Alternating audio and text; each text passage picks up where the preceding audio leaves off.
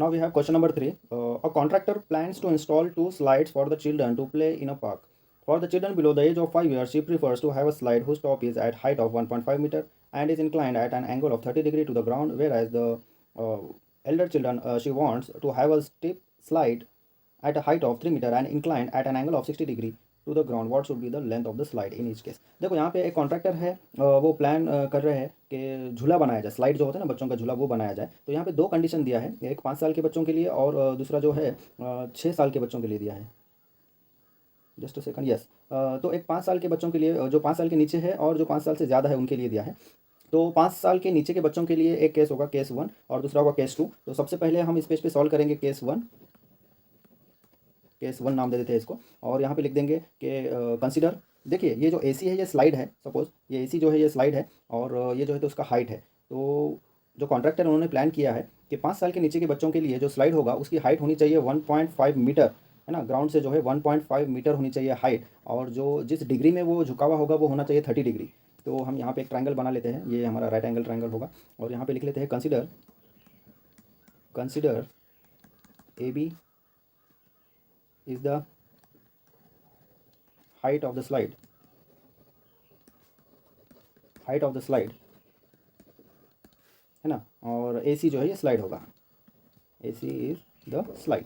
तो AC हमारा slide है और AB जो है तो उस स्लाइड की ग्राउंड से हाइट है जो कि 1.5 मीटर है, और जो डिग्री यहाँ पे बनी है वो 30 डिग्री है। हमें फाइंड क्या करना है, हमें फाइंड करना है कि ये जो स्लाइड है इसकी लेंथ कितनी होगी, हमें फाइंड करना है इस स्लाइड की लेंथ कितनी होगी।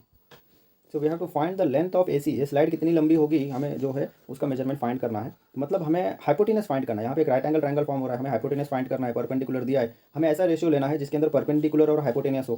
तो P अपॉन H मतलब साइन ही होता है ना, साइन का जो पंडित बद्री प्रसाद वाला कंसेप्ट है उसके अंदर साइन थीटा की जो वैल्यू होती है that is perpendicular and hypotenuse. So let's write sine theta, sine theta is equal to perpendicular upon hypotenuse. Theta कितना है हमारे पास 30 डिग्री है, तो यहाँ पे लिख लेते हैं sine 30 is equal to perpendicular कितना है, परपेंडिकुलर है हमारे पास AB, हाइपोटेनियस है AC। साइन 30 ट्रिग्नोमेट्रिक रेशियो के टेबल में वैल्यू होता है 1/2 इज इक्वल टू AB कितना दिया है, AB दिया है 1.5 और AC जो है ये हमें फाइंड करना है। यहाँ पे क्रॉस मल्टीप्लिकेशन होगा AC into 1, AC is equal to 2 into 1.5 जो कि होगा AC is equal to 3 metre. तो ये हो गया हमारे फर्स्ट केस का आंसर, जो 5 साल के नीचे के बच्चों के लिए स्लाइड होना चाहिए उसका मेजरमेंट होगा 3 मीटर। चलिए अभी नेक्स्ट देखते हैं।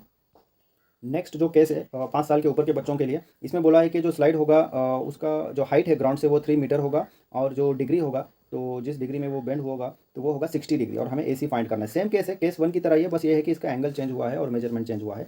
तो हमारे पास यहाँ पे परपेंडिकुलर है, हमें हाइपोटेनस फाइंड करना है, ठीक है। तो वही हम साइन थीटा वाला जो है फॉर्मूला यूज़ करेंगे, sine theta is equal to perpendicular upon hypotenuse. Sine theta यहाँ पे हमारे पास है 60, तो हम लिखते हैं sine 60 is equal to perpendicular है AB, यहाँ पे आ गया AB, हाइपोटेनियस है AC, okay AB upon AC। Sine 60 trigonometric table में होता है √3/2 इज इक्वल टू AB दे रखा है 3 upon AC as it is रहेगा।